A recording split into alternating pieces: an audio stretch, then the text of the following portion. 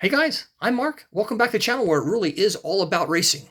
And as you might have guessed, this particular episode we are going to look at a Mustang Sampling Cadillac DPi-V-R run by JDC-Miller Motorsports as competed in the 2021 12 Hours of Sebring. In fact, they were the winners of this particular race, and this model commemorates that. Now this particular model is a 143 scale Spark. It's a resin model mounted on this black base, has this acrylic jewel cover. It has this really neat 12 Hours of Sebring themed box.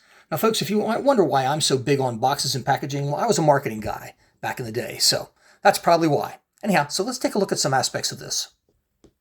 On this side, it says Spark, winner of the 2021 12 Hours of Sebring.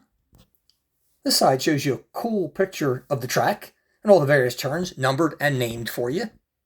On the back, the 12 Hours of Sebring Spark model.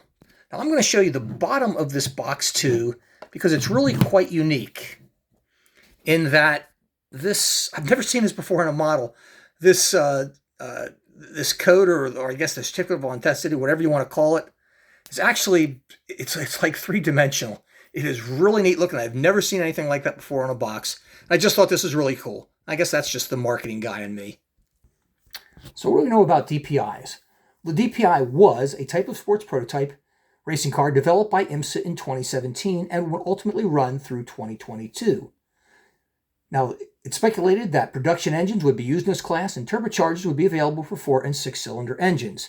This being a Cadillac, you know, the manufacturer being GM, this was not a 4- and 6-cylinder engine. In fact, the number 5 Cadillac would feature a 5.5-liter, 336 cubic inch naturally aspirated V8 engine producing 580 horsepower. That should not surprise anybody. Now, manufacturers such as Cadillac would be allowed to use distinct branding cues and bodywork. And guys, I'm not real familiar with Cadillacs. I don't own one. I do have a Corvette, another GM product. And I can't see anywhere where this looks like a Cadillac. But if you guys know anything about the Cadillacs in the DPis and the IMSA Weathertech Series, they all have this unique branding on the side here where in this case it's black and silver, but every single one of them, no matter what team puts it out, that's what they look like. That's the only similarity that I can think of. Now, the power output for these cars would be approximately 620 kilowatts with a top speed of about 200 miles per hour. These things were fast. Now, as you know, in the IMSA WeatherTech series, all classes are designated by number panels. In the case of the DPIs, that would be black. Also, the DPIs would have white leader lights. Now, there were no restrictions on the color of the end caps of their rear wings or their mirrors, or for that matter, even the color of the windshield banner, unlike they are in all the other classes. So that was all up to the manufacturer. Now, JDC-Miller Motorsports was founded in 1994 by John Church and Jerry Kraut. The team would win numerous races and titles in many different championships, starting with the 2007 Star Mazda Championship. In 2017, the team would move to the prototype class, and in 2018, the team would field 2 cars, as you see today. This 2021 Cadillac was the winner of the 12 Hours of Sebring. Now, one thing I really like about Spark cars, on the opposite side, they always have the names of the drivers.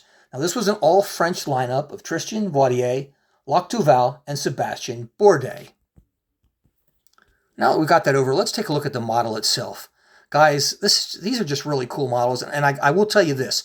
If you like DPIs and you like Cadillacs, I have 5 more. 5. I do not have an Acura or a Mazda yet, but I am working on that. I do have several of the LMDHs from the WEC series, including some BMWs, a whole shitload, and I mean a bunch of Toyotas, the TS50 and the TS100. Anyhow, but for that time, we're going to look at this. And the front of it, you know, one thing I just really like about these are the massive splitters and the way that the air dive planes are attached to them. Really nicely done in carbon fiber. You see the tow hook, Mustang sampling. Guys, the color of this is kind of it's a metal flake gray, I guess is the best way to describe it, with a lot of carbon fiber detail everywhere. You look at the headlights, they are exceptional. Now, the details of the cabin in this car are really quite good, and unlike most of the prototypes I have, you can actually see this.